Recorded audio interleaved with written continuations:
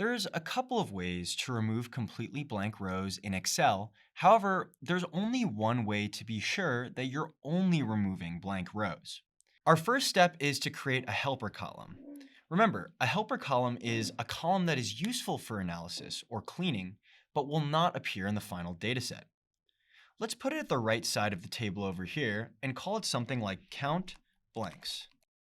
The idea behind this is we will use the count blank function, and whichever rows have 6 blank cells, we will remove, since that means every single one of the cells in that row is blank from left to right. Let's try it. Type the formula equals count blank, and then select the range of cells to the left. Close the parentheses and hit enter. Now, copy and paste our formula all the way to the bottom, or use the fill handle. Okay, great.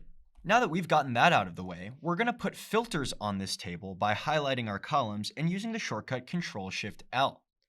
Now, we are going to filter from greatest to least, or largest to smallest, to see which rows have 6 blank cells. We can see that only these top 3 rows have 6 blank cells. So let's go ahead and remove them. To remove them, I'm going to use the shortcut Shift space to highlight the rows, and then Control minus to remove those rows.